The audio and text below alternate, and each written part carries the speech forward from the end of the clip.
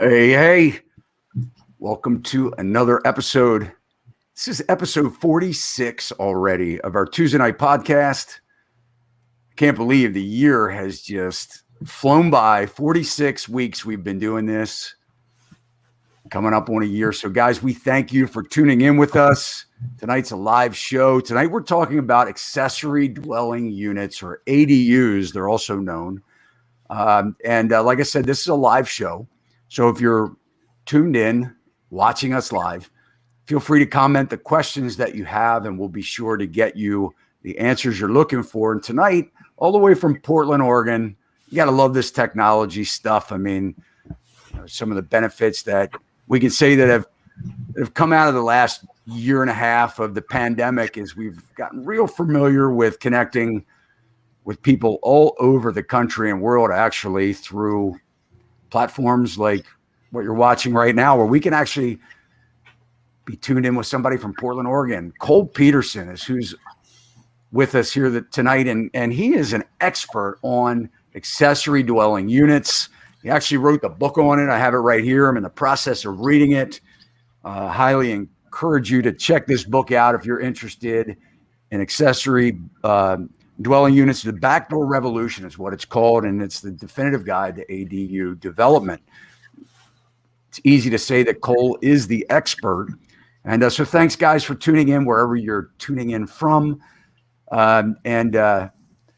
appreciate you being with us. So accessory dwelling units, what are they? Are you allowed to have one in your home?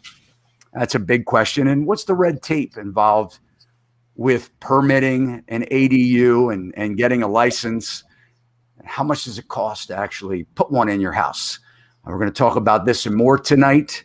I'm Todd Sachs. I'm the broker here at Sachs Realty. We are a Maryland real estate company. We help buyers, sellers, and tenants, and landlords with both residential and commercial real estate needs. But if you're anywhere in the country, we can help you as well. If you don't have an agent, reach out at any time, and I'll be happy to point you to one of our Rockstar network agents, broker network agents all throughout the country. So Cole Peterson, thank you so much for joining us tonight.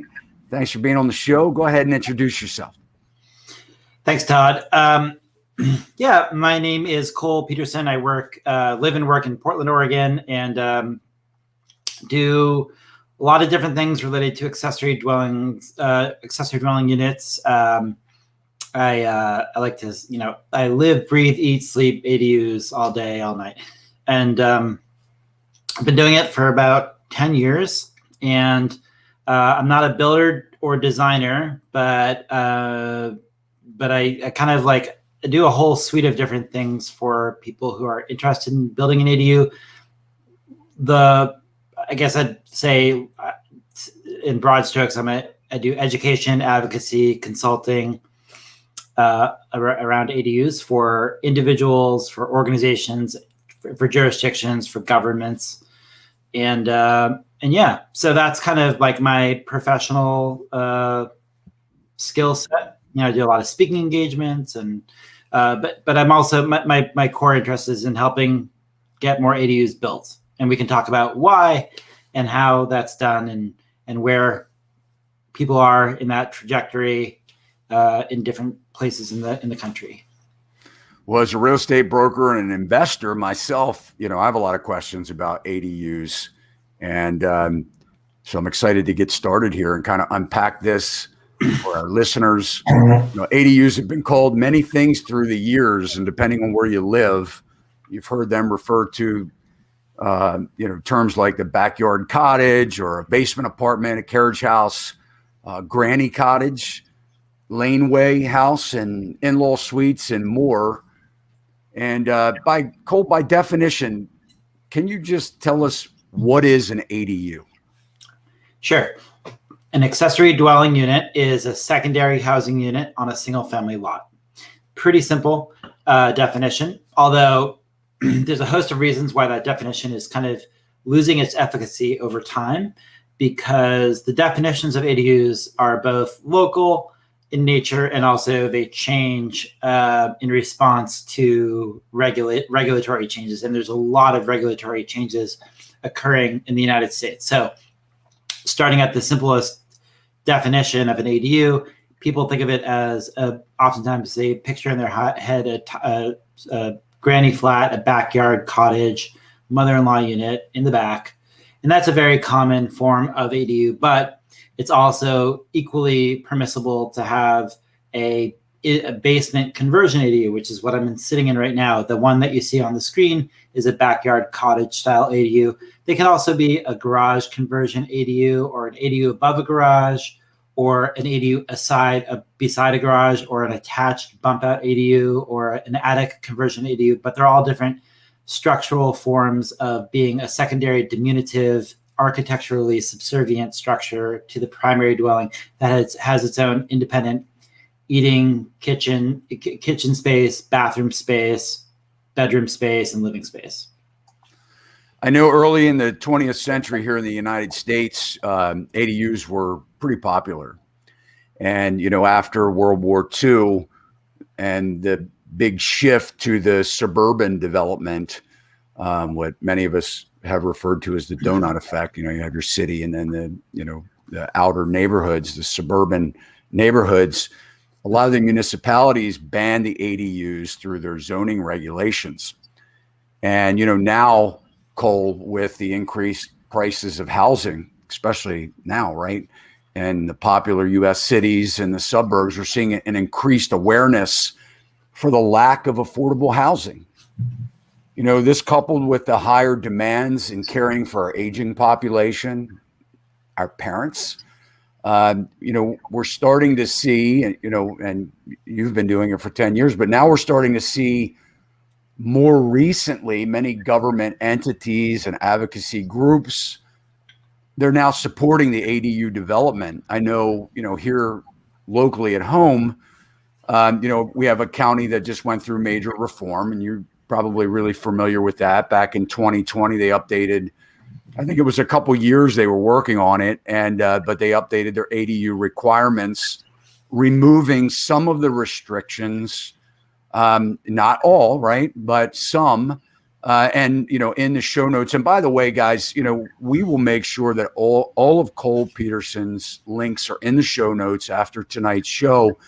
Feel free to reach out to him. I do recommend his book, The Backdoor Revolution. And Cole and I were just talking a little bit offline, and I actually think that it has a lot of value and benefit to investors that are just looking to invest in rental properties, because he goes over some pretty detailed information like costs and things like that, and some of the steps that you need to take when you're getting anything really permitted, doing things the right way. But anyway, Cole, there are, we know that we need affordable housing, and, we know this can be an option, but there are a lot of critics, as you know, that perceive the ADU development as a threat, to the character of our single-family residential neighborhoods. I was talking with somebody, about a year and a half ago, that was in HUD, and we were talking about some of the needs for affordable housing. This is a big across the country. I mean, this is a major issue. People can't afford. I mean, we have a high percentage of homelessness, and people can't afford a lot of the prices that we're seeing. And and they had even said, hey, we have a lot of red tape. We have a lot of work to do. We know that this needs to happen. And people, I think, in general say, yeah, we need affordable housing, but then they follow it up with, and they may not say it, but they sometimes mean it, but not in my neighborhood. Right. I don't, we need it, but not here. I'd like to see it, but not next door. So, these critics, I mean, obviously this is part of the ongoing battle, trying to get legislation passed and some of these restrictions reduced when it comes to putting an accessory dwelling unit in your residence. So, Cole, I guess the big question is, and we have, and let's show the map real quick. So I just want to talk about a couple quick graphs here. When we're talking about ADUs being really specific to single family dwellings. So we're not talking about, you can't add an accessory dwelling in your condo. you can't add an accessory dwelling to your townhouse. So, like Cole said, these are single family homes that this can be done to. But Cole, can you kind of explain what we're seeing, watching here? Yeah. Well, you're touching on a lot of interesting topics that we should chat about. But there's a broad trend that occurred starting in the 1920s with zoning, which is what zoning came into effect. What's called Euclidean zoning came into effect in the 1920s, and then it kind of became more popular across the country in 1930, 40, 50, and 60, and basically all the jurisdictions that were around at that time, you name it, started to alter their zoning such that there was more and more single family residential zoning, and and so this graphic here shows the dominance, or I would say like viral over dominance of single family residential zoning in all of these cities. So if we take Portland on the far right hand corner there, it's 77% of the land area is that can be can have homes is zoned for single family residential only, and you can't do multifamily construction. You can't do duplexes, triplexes, fourplexes, townhouses, cottage clusters, multifamily of any sort. And that's the case in all of these cities. Even Los Angeles, second biggest city in the country, 75% of that city is strictly zoned for single family residential use. And so the inexorable trend that we are witnessing here is that as simultaneously as we are zoning more land as single family residential only, we're also seeing more and more people opt to want to live in these cities, A, and B, populations, household demographics are shifting. So we no longer have the demographic household composition that we had in the 1950s. In the 1950s, we had something like 2/3 of all households were 3+ person households or nuclear family households. And now it's flip-flops. And now 2/3 of households are 1 and 2 person households, and 3+ person households, nuclear family households are shrinking. And so as a result, this legacy housing stock that was built in the 1930s to today, that's for single family residential households, is no longer meeting any of the needs that anybody in this country has anymore. I mean, it's meeting 1/3 of the people's needs, but it's not meeting 2/3 of the people's needs. It's not meeting my needs. I'm part of the 2/3 of the population that doesn't live in a 3+ person household. And most of us are. And yet the zoning kind of dictates that is how we're supposed to develop housing. And so that housing regime is kind of old school, stuck in stone from the 1950s. And we're continuing to develop that form of housing, yet it doesn't meet our needs. And so that's a legacy of zoning, but also of a lot of interesting market dynamics. And the way in which that manifests in a really practical way is you have a minimum lot size in your neighborhood, and you have to build. You only build one house for every 5,000 square feet, or 10,000 square feet, or 20,000 square feet. And as a result, that land that you're purchasing in order to build that house is really expensive, arguably the most expensive attribute of that property, more so than the structure itself, perhaps. And so if the fixed cost to acquiring a piece of land is so expensive, you're kind of compelled to build a large house in order to rationalize building on that property at all. You wouldn't build a 500 square foot house, because then you're building this tiny little inexpensive thing on a huge $500,000 chunk of property. So nobody's going to do that. Instead, they're going to build large homes. And as a result, we're going to see really large, expensive homes built on really expensive properties. And so we're going to continue to propagate these oversized homes that, again, isn't meeting 2/3 of the population's needs across the country. And so ADUs are kind of like an intervention that can be used to kind of create right-sized homes for the types of demographics we have within the construct of single-family residential zoning that we currently have. Now, the broader question is, can we change single-family residential zoning to be more permissible to actually meet the kinds of needs that our current generation has?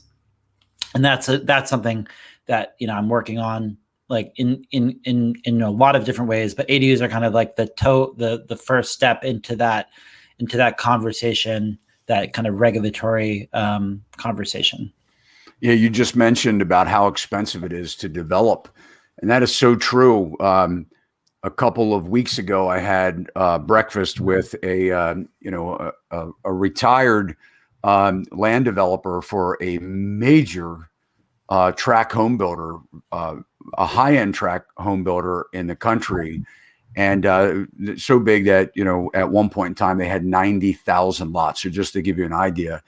And, we were talking about, the cost of building and the expense of these houses now, and how much it costs to develop the land with the infrastructure. And people don't realize that, they have a piece of land, maybe it's a farm, and they think that you would look at it and say, wow, those people really have a valuable property and they can really retire and get a lot of money for the land. But what they don't realize is that everything that comes along with developing, from the infrastructure to life safety, and to the impacts that the government puts on the builder, they have to build, like you said, these big houses in order to make the money that is worthwhile. But he was mentioning about this one community that is close to where I live, and he had said, when they were building that community, the government said that they wanted a certain percentage to be affordable housing. And it was a real challenge for them to do this, because you had these really big $1 million houses, and then you had these houses that are supposed to be $250,000 a piece right next door to this $1 million house. That doesn't work. It doesn't look the part. And then it almost stigmatizes the people that are living there by saying, oh, you live in those little, boxes that are next to the mansions or whatever. So that doesn't really feel good either. So, are ADUs the answer to affordable housing?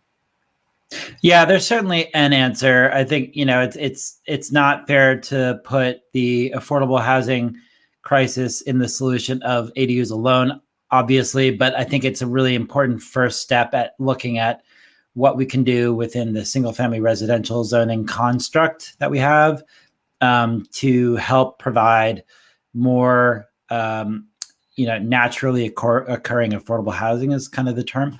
And it's naturally occurring affordable housing in that it's small, and and size, correlates to cost. And so it's not, I think the way to think about costs with ADUs in terms of providing affordable housing is there's lowercase a affordable and uppercase a affordable. It's not uppercase a affordable. That is, it's not regulated affordable housing. Instead, it's a totally free market form of affordable housing. And so if you look at, say you have a 3-bedroom, 2-bathroom house that's renting out at $3,000 a month. I mean, I don't know, depending on what neighborhood you're in and what city, whatever, $3,000 a month. An ADU would rent out for, say, $1,500 or $2,000 a month. So it's like a third less, or maybe even less than that, depending on what style of ADU. So what you're doing is providing a rental option in a neighborhood that otherwise just simply wouldn't have any rental options that are in the price point of 2/3 of the population, because they're living in a 1 or 2 person household and they simply don't need or want a house that's so expensive to live in. But they don't necessarily want to live in a multifamily building in the 10% of the land area of your city that's zoned for allowing for multifamily construction. And so those corridors tend to be, highly trafficked, and maybe doesn't have a lot of yard space or doesn't have any yard space. And a lot of people want to live in residential zones, So ADUs provide this kind of naturally occurring, less expensive form of housing option within the residential zones that a lot of people want. And it's really just a matter of breaking down these regulatory prohibitions that prevent people from building this market-based housing that can incidentally solve social needs, economic needs, and environmental needs. So it's kind of it's kind of a beautiful market-based approach that doesn't involve any subsidy, yet solves all of these social ills that we confront. And it's not going to solve these social ills, being built one per city per year, but it can scale up and potentially solve some of those social ills if we actually let the market do what it wants to do. And that would mean, ultimately hundreds of these things are being built in a city, or as we're seeing in Los Angeles, 5,000 were built in 2019, and we're getting the 2020 numbers soon. So, I mean, the scale of the opportunity here is pretty significant, but it takes jurisdictions and states loosening up the regulations such that they can actually be built. Because right now, pretty much everywhere on the East Coast, the regulations for ADUs are so kind of Byzantine that very few people are building them, at least not legally. Now, a lot of people are building them illegally. You go to Washington, D.C., go to Boston, go to New York, go to Chicago, go to any city where there's an affordable housing crisis. And I guarantee you there's thousands or tens of thousands or hundreds of thousands of these things built in people's basements without permission. Yeah, we see that. Because there's such a need for them. And you're going to see it in every expensive piece of real estate area in this country, but more so in central city areas. But that's just an expression of the market's need for this type of housing. And the fact that regulations haven't caught up to the fact that we actually need this that's the lightning bolt. That's the lightning, light bulb moment that people, jurisdictions should be looking at and being like, hey, our regulations must be problematic if so many people are building these illegally. Well, it's when I first started out investing, and I got my real estate license in 2005, and actually I've been in the construction business in residential construction since 1989 as a contractor. And, I've done a lot of building through the years. And when I first started investing in real estate, I bought one of these illegal, houses that you're referring to, and, out of ignorance. And, it was set up kind of nice, a 2-unit dwelling. It had a first floor and a second floor. It had its own separate entrance into the second floor. And it was metered the same, each one was separately metered. And, I bought it. And a couple years later, I had tenants in there. And one of the tenants upstairs was a little bit unruly. And one of the neighbors happened to call the county on me to report this unruly tenant. And then I received a letter in the mail that basically said that I was in violation, and I had a multifamily house that wasn't permitted to do so. And this was prior to the rental licensing that was required in the county. They made that several years later. But anyway, it was a process. When you buy, and a lot of investors, they don't realize, they will see an agent listing a property as a 2-unit or a 3-unit or what have you. And, as far as the county or government's concerned, it's a single unit, because permits weren't pulled and permissions weren't granted to have these multi-unit dwellings. And really, you're adopting, as an investor, you're adopting that problem. You can't say, hey, I bought it this way, here, check out the listing. So it was a big deal. And I actually got approval, but there was a process that I had to go through. So I either had to show that it was built that way, which is what we did, that it was constructed that way originally, or you had to find somebody that was alive back then that could say, that it was built that way, or it's always been a 2-unit. And, the place is 100 years old. So I had to hire an engineer to go in and actually look at the millwork and the architectural layout and the design function of the property to prove and certify that it was actually built that way. And, the meters were very old, and I got it. So I did get permission to do it. But you're right. I mean, there are a lot of illegal multi-unit or 2-unit or accessory dwellings in these single family houses. Cole, if we took a little trip back, after the World War II, because that's when we know that a lot of these restrictions, they were popular back in the early 1900s, 1901, they were gaining in popularity. Then we know that after World War II, we started seeing the municipalities banning these ADUs. I mean, under which pretense were they doing this? I mean, what was the reason for banning these ADUs? Any idea? Yeah, it's a confusing conversation to enter here, but so ADUs weren't necessarily called ADUs back then. In fact, I don't know if they had a name or not back then. Zoning kind of started to develop a nomenclature around housing in the 20s and 30s, but in most cities prior to the 1920s, you could build 2 units on a property, and you wouldn't necessarily call one an accessory dwelling unit per se. Now, at the same time, I alluded to Monticello in my book as being an early example of a type of ADU. And so there would be situations where people would build a small house on a farm and then live in that small house while they were building their primary house, and then move into the primary house, and then use the small house as servants' quarters or whatever. So there's examples of that kind of thing.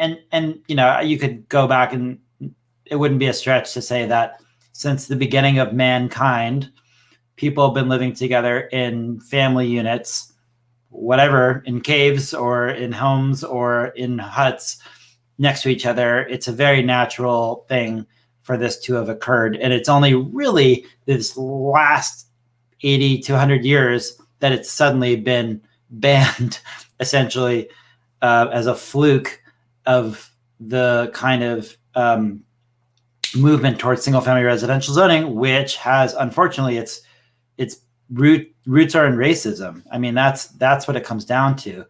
And we live in it now. We think it's normal, but it's not normal. It's an aberration from the norm. And so when I talk about the broader conversation of ADUs, it's really, getting back to creating a type of zoning and a type of housing that would meet the market's needs and would not result in an affordable housing crisis in every city on the East Coast and every city on the West Coast. It's allowing for people to build what they want on their property to meet the demands of people who live there. It's a pretty simple concept. It's just that we're way out of whack from that kind of natural market state at this point, as a result of these changes that occurred in the 1920s and beyond. So would you say that, in your book, Backdoor Revolution, and you reference, the West Coast being, sort of spearheading or the leader in ADU development or at least reducing the restrictions. Why do you think that is? Why do you think that we're seeing this in cities like Los Angeles, where they're really friendly to ADU development, and the East Coast not so much? I think it's just a matter of time. I think it's going to happen, and it's not just the East Coast, right? It's the whole Midwest. It's everywhere except for California, Seattle, and Portland, right? So it's pretty limited right now, but it's a trend that's kind of where I'm starting to observe jurisdictions and states on the East Coast express interest in ADUs. New York State, Connecticut just passed legislation to allow ADUs outright. New Hampshire passed code. It wasn't amazing code, but it passed code several years ago. That's statewide. Vermont is looking at statewide code. So in North Carolina, there's a number of jurisdictions looking at it. So as you alluded to, Maryland, DC are both looking at knocking down. I think Virginia too, right? Northern Virginia. There's been a lot of conversation in Arlington and Alexandria, but I don't know that anything has passed yet. But in any case, there's definitely a lot of trend in this direction. It's just a matter of time, and it will happen because it has to happen. It's kind of inevitable, which is why I wrote this book. I was like, it was clear to me that this is inevitable, this trend, because the pressures are such that we can't not do this. We have to. So let's go to Vancouver, British Columbia, where when I was writing the book in 2018, the average price of a piece of real estate in Vancouver, BC was $2 million. And this is like the price point in Portland was like $300,000 at that point, or $350 or something. So that was like 6 times more expensive than Portland.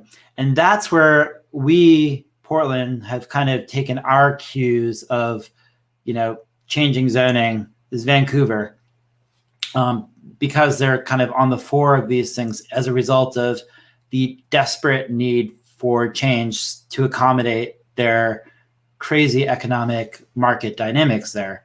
Now, fast forward, now California has really good ADU codes. Their average price points in the San Francisco Bay Area are close to $2 million. Los Angeles is like close to $1 million.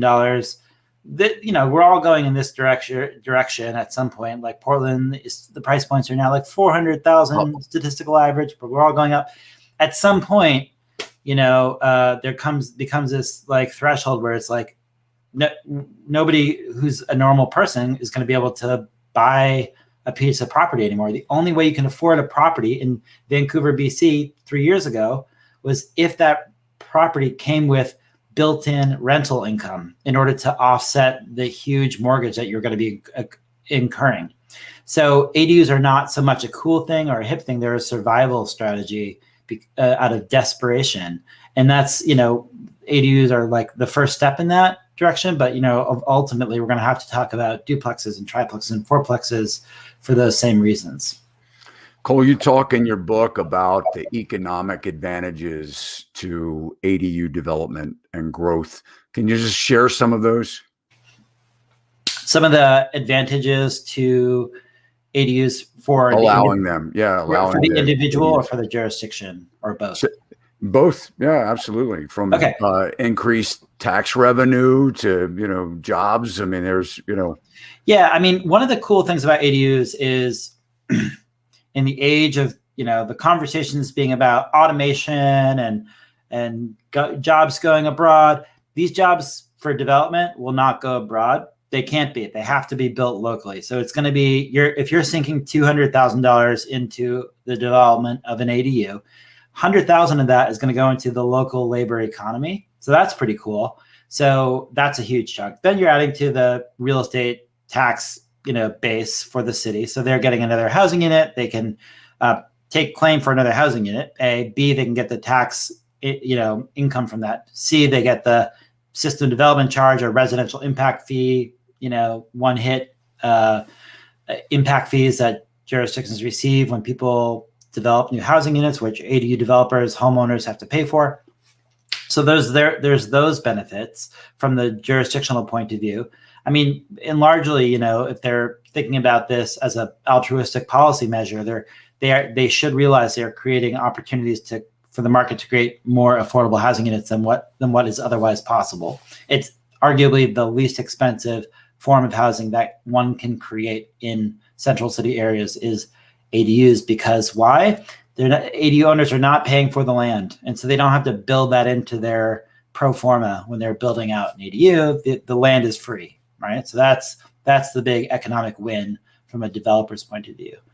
From a homeowner's point of view, they're able to generate A, income, and B, flexibility. And so those two things are going to go hand in hand over time. But ADUs change use over time quite frequently. In fact, they'll change use from being a long-term rental unit to a short-term rental unit to a guest house to an office to a schoolroom space in the age of COVID to a space for a visiting family member to come into town to take care of their brother's kid or something like that. So they change use over time. But one of the strongest motivations of people building an ADU based on a 2013 survey that we conducted here in Portland, where there was more ADUs, permanent ADUs than anywhere else at the time, was that the number one motivation was rental income potential. And the second most popular motivation was multi-generational household flexibility.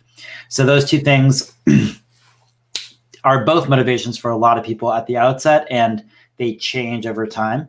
And it, like in this house that I'm living in right now, just a daylit basement conversion ADU, the entire mortgage is covered by the upstairs unit. I live in the lower unit. I'm living for free. And as a result, that means I don't have to work 9 to 5 doing some other job I don't like to do. I can work on this, this mission-based work that I do that isn't necessarily lucrative, but is meaningful. And I wish more people could do that. And they can if they move to Portland and build an ADU, but they can't in your jurisdiction because you don't have good ADU codes, right? I mean, not you specifically, but that's the idea. It's like, so the first step is to change ADU codes so that the market can actually provide these opportunities. And the second step is to actually try to actually build one, because that's a whole nother challenge we haven't even talked about. But once you can build an ADU, it doesn't mean it's easy to do. It's hard. It's expensive. It's very expensive, and it's hard. And so like all those things are part of the equation of getting these things built. You also reference a lot of environmental impacts, and when we're developing and we're building more houses, and we know that, you know, affordable housing is not easy to build because of the red tape and the cost of development and things like that. So like you said, when a builder finally gets approval to build 10 houses or 12 houses, you know, they're going to make them as, you know, in a way that they can maximize the profits and make as much money. I mean, they're capitalists. They're in business to make money.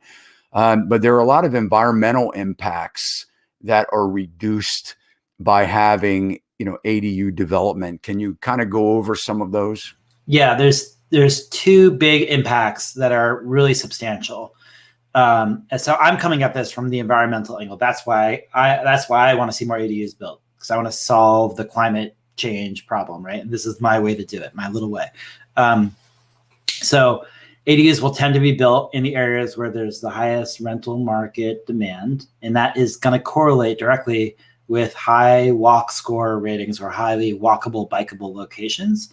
And if you live in a walkable, bikeable location, doesn't mean you're going to walk everywhere or bike everywhere. It just means that you're going to spend less time driving from place to place in your automobile, and you're not going to drive as far in your automobile to get from place to place. So just as a result of living in an area with better walk score, that's going to happen. And so ADUs are going to naturally always tend to be built in these areas where there's more need for more housing, which is going to be highly walkable, bikeable areas. That's where we want people to live to reduce the greenhouse gas emissions associated with transportation, which is the number one biggest portion of our greenhouse gas footprint individually and nationally. And the second biggest part of our housing, our individual carbon footprint, is our house, the buildings in which we live. 22% of the energy used in the United States comes from the residential building sector. So it's a huge chunk. And so the reason that is such a large footprint, or such a big portion of our greenhouse gas emissions footprint, is because we are living in homes that are vastly bigger than what we need them to be. There's a lot of empty bedrooms out there, and we are heating and cooling those empty bedrooms, which we're going to be doing more and more of as a lot of parts of the country get hotter, like Portland. We just had our 115 degree heat wave 2 weekends ago. So we need ACs in all of our homes all of a sudden. And ACs use a lot of BTUs, a lot of electricity to run them, and a lot of natural gas. And so all this extra space we have, all these big homes that we have that are occupied by one or two people, are being heated and cooled and wasted because it's only being utilized in like the one room that somebody's actually spending time in. And so ADUs are basically a way to say, hey, let's just reduce the size of the house to the one room you're actually using, and just heat and cool that one room. That is so true. It's pretty simple, just reduce the volume of the structure and reduce the amount that you're going to be driving around. And you do those both by seeing a lot more ADUs built. So are most municipalities that are reducing the restrictions, and we'll talk a little bit more about some of those commonalities, are they requiring the owner to have this home as a primary residence? Well, I mean, so this is a contentious issue. The point of fact is that any jurisdiction that has a code in place that says you should live on the property if you build an ADU will not get a lot of ADUs built.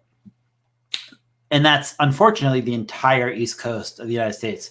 There's very few jurisdictions on the East Coast where you will not see that code in effect. And so one of the reasons why you won't see a lot of ADUs on the East Coast is because of that rule. Now, it's the most common rule. Every jurisdiction has it, but that's precisely why we're not seeing ADUs, right? On the West Coast, they have statewide mandates now in Oregon and California. You cannot have that code on the books in jurisdictions. It's illegal because it is so problematic from a financing perspective and from a property rights perspective. Like any other property you have, whether it's a single family house or a duplex or a triplex or fourplex or multifamily, you don't have to live there. But if you have an ADU, shame on you. You got to live on that property forever. You're shackled to that property. You cannot move away. If you do, you have to sell that property or else you are creating a violation and you have to, it's illegal when you have to decommission the ADU. It's stupid. It makes no sense. And furthermore, it causes banks to be hesitant to issue loans, construction loans for people, because all of a sudden, if you imagine a bank has to be, very conservative in its approach towards loaning somebody $500,000, and they're going to say, "Hey, if we loan you $500,000 and you, Todd, you default on your mortgage, how am I, a bank, going to own or occupy this property?" Among other things, there's no way for a bank to own or occupy a property. So we don't want to carry a mortgage where the rules say that we have to be the owner or we have to live there because we are a bank and we can't live there. So we can't issue you a loan. You're on your own, Todd. Figure out how to finance that thing with your own cash. So I mean, it's problematic from a number of different perspectives. And I guess, and that unpacks a whole bunch of other questions too with lending and, because now are they giving you that amount of money based on income? Is there income? And then if, they come in and basically make you decommission, the ADU for any reason, then it could change your eligibility or your affordability too. Which, I guess along with some of these reduction and restrictions, are they kind of all across the board where they're saying it does not have to be a family member, that you can rent to non-family members, or are some still keeping that rule? Yeah, I mean, again, that would be even more restrictive. To say that you can only rent it to a family member would be so restrictive that very few people will build ADUs. This is, in fact, the rules in a lot of jurisdictions in Massachusetts and in Baltimore. I mean, and nobody's going to build ADUs with these rules. But yeah, those are the codes that you'll see on the books in a lot of places, and they're really problematic. You can't infringe upon people's property rights so much and expect people are going to even have marginal interest in building this housing form if it's going to cost $200,000, and it's going to cost you $200,000, and you're going to remove your property, like your freedom of use of your property. You can never move away. And if your family member who you're housing in that ADU dies, you have to decommission that ADU, by the way. So it's gone. The money's gone. Nobody's going to do that. There goes. And again, I mean, then you're in violation of your mortgage, right? Because if that was income that you were counting on to get approved for that amount, because you have mom and dad living there, and then, like you say, they pass on, then that opens up another problem. What are some of are there a common thread of, as you're, educating and speaking really all over the country about ADU development, is there sort of like a common thread in the reduction of restrictions? I mean, we talk about things like, you have to have so much parking in order to have an ADU, or they have to be a certain square footage or a certain lot size, or some even say you can't have an ADU within the close proximity or this distance to another ADU. Is there a sort of like a common thread of reduction of restrictions that you're seeing taking place?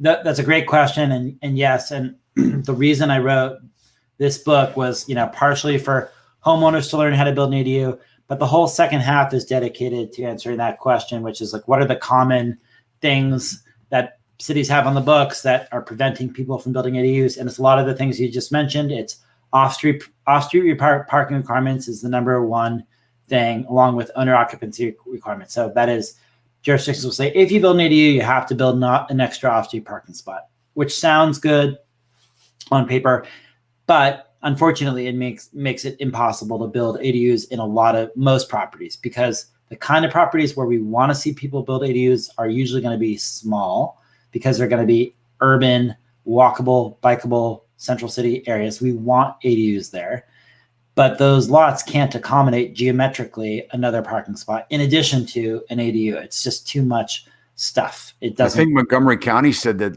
and I could be wrong, but I put the link in the show notes to the Montgomery County PDF.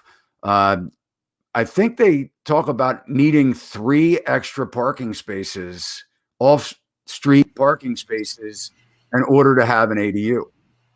Could be wrong, but I think that's the number. It wouldn't surprise me.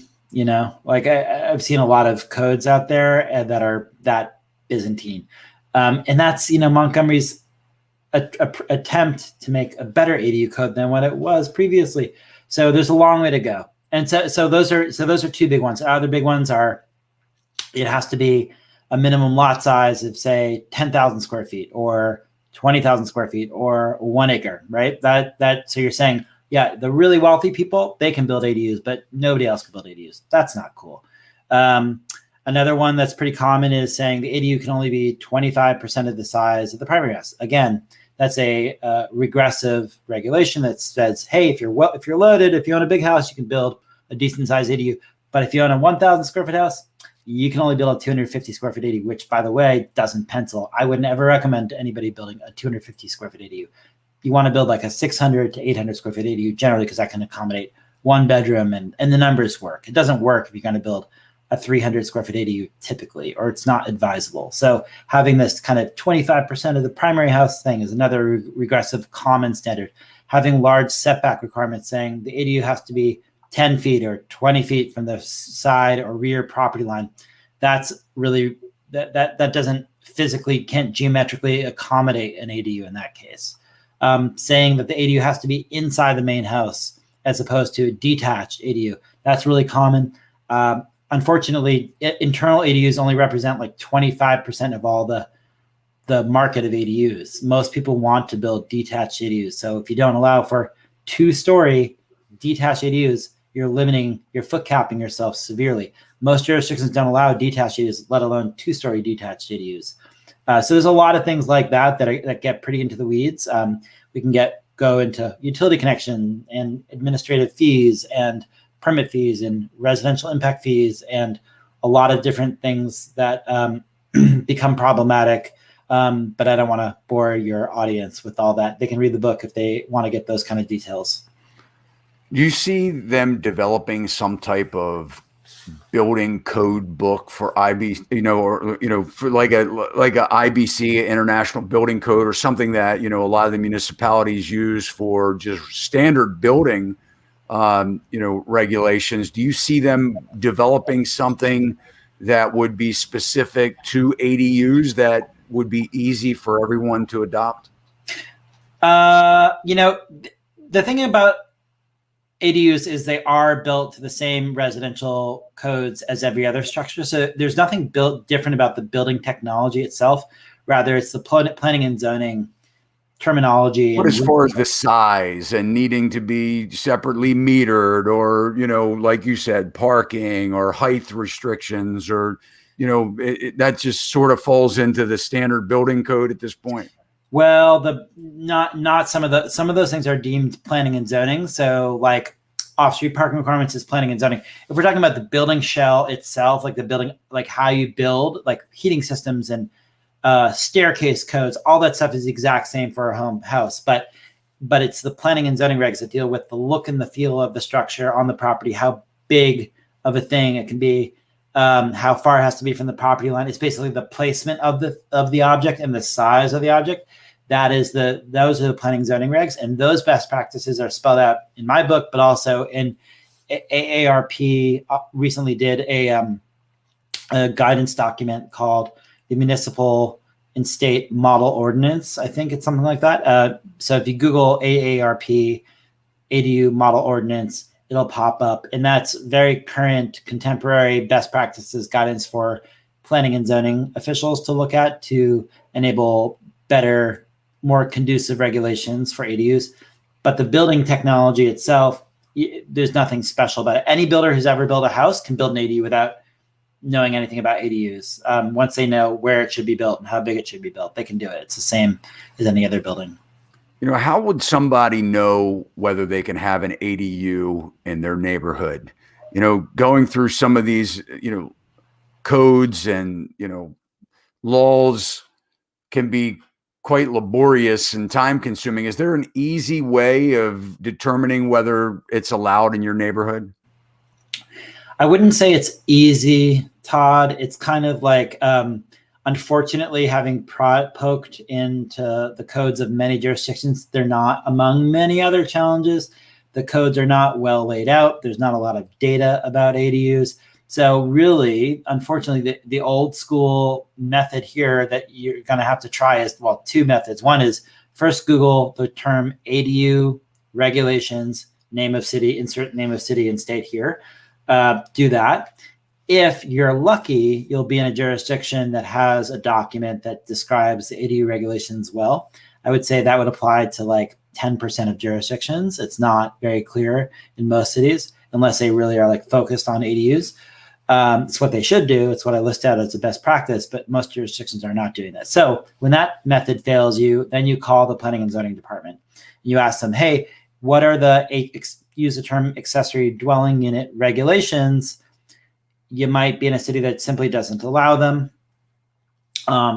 But you might very well be in a city that does allow them, and they'll say to you, yep, you just need to build 3 off-street parking spots and you need to live in the property. And that's when you'll hang up the call and say, I'm never going to build a permanent ADU. I might go build an illegal ADU, but I'm never going to build a permanent ADU if they're going to make me live on this property forever and build 3 off-street parking spots. No, thank you very much. And thus the karmic life cycle of an ADU, right? So that this is why it's kind of a heady, wonky conversation to get over that hurdle. But the evidence that there's so many informal, unpermitted, illegal ADUs and secondary housing units is the best evidence we have that there is a real need for altering the regulations to be more conducive to this type of development. So I've heard that, in some municipalities that there is some type of government funding or grants that are available. Do you know anything about that? I know we had spoken about affordable housing and whether it classifies as such, but I did read somewhere where, there were some funding possibilities, governmental funding possibilities, if you were keeping it within that affordable housing range. Is that true? That is true in certain jurisdictions. Los Angeles has experimented with that. Santa Cruz, California has experimented with that. Seattle has a code that says, if you want to build a second ADU, the second ADU has to be affordable or built to high green standards or whatever. I have a different perspective on that, which is to say those don't work.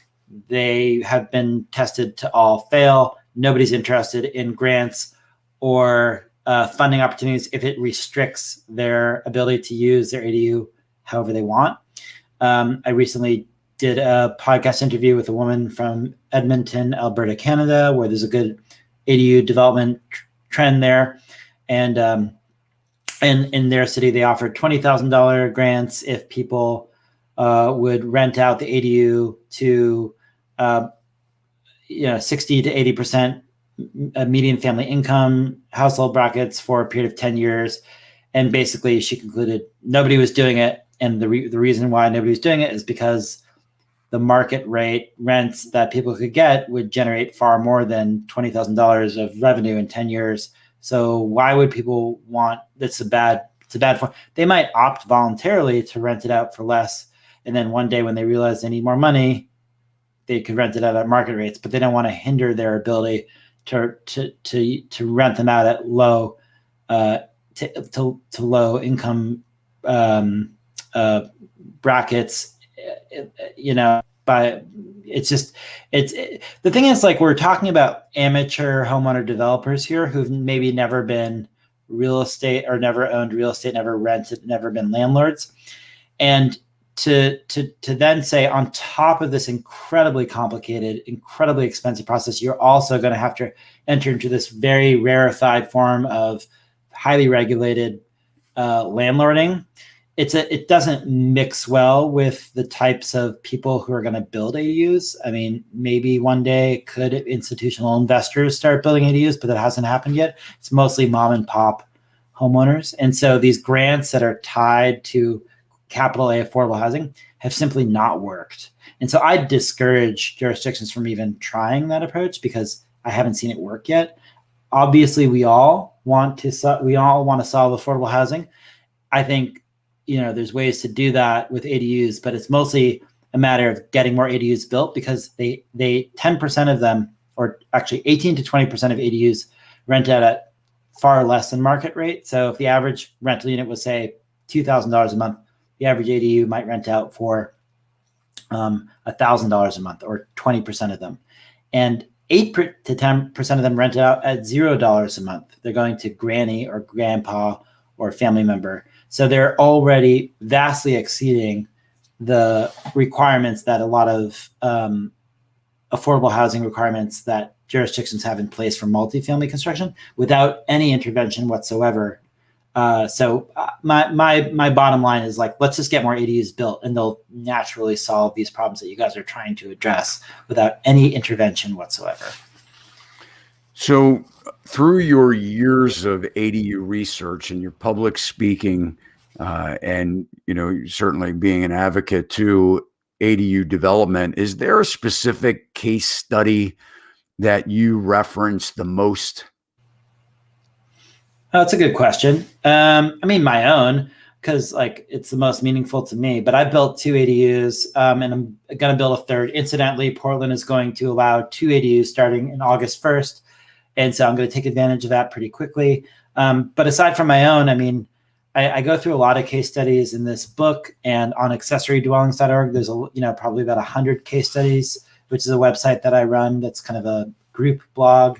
So if you want to see case studies of individuals who've built ADUs, that's a good place to look.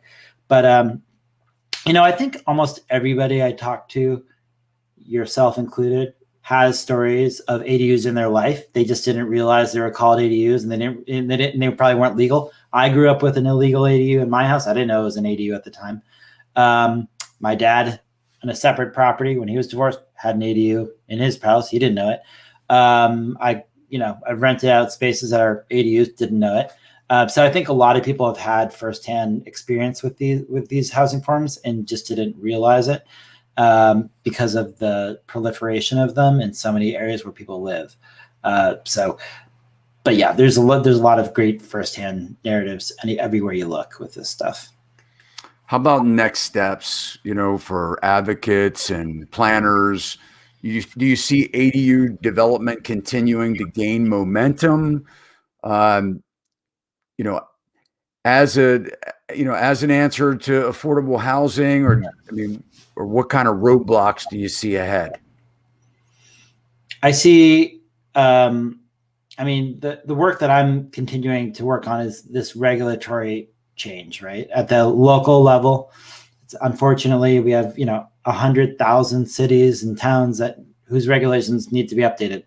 But there's only 50 states. And one of the things that's occurring is now states are starting to step in and say, you know what, jurisdictions, it's not changing this kind of stuff is a it's a third rail issue for local politicians, but it's not a third rail issue for state politicians because they're not dealing with NIMBYs who are voting for them. They're dealing with state legislative policymakers who are concerned about the fact that they have vast amounts of people living on the streets, and there isn't ways for them to address that other than lowering the barriers to development through things like saying, hey, you can't require an individual who wants to build an ADU to force them to have an off-street parking spot, because we know from the research that's been done that is a barrier to ADU development. So one of the trends we're seeing now is states coming up with statewide legislation that supersedes local planning and zoning regulations on this particular set of topics. And we're seeing that happen in more and more places. So that's a trend that's good if you're an ADU advocate. Well, I tell you, I think you're doing great work. I encourage anybody to check out Cole's book. Again, The Backdoor Revolution. I'm in the process of reading it. It's pretty comprehensive. Cole, I tell you, I can't thank you enough for tonight. Thanks. It's been a pleasure talking with you, and thanks for the good questions and for reading the book. It's a pleasure. It's got a lot of information in there, and I hope more people will take the time to read through it if they're interested in this topic. I think that, again, kind of recapping, I'm very passionate about everyone should have a great place to live. And I think that they should be able to afford to live, in the areas that they wish to. I mean, close to their jobs, close to shopping. I think you're hitting a lot of the, hot topics here that we're dealing with, the high price of development costs, very few people, living in, many people living in a house that's oversized for them. A lot of 2 and 3 household, people living in houses that are 4,000 and 5,000 square foot. And I mean, it's, with no options. And this is a great way to help their affordability, them to stay in the house, and help other people achieve those goals too, of living in an area that's not like an apartment building, having a yard, having a lot of the amenities that we get when we have single family home living. So thank you so much. Keep it up, guys. Thank you so much for watching tonight. And until next week, have a great week.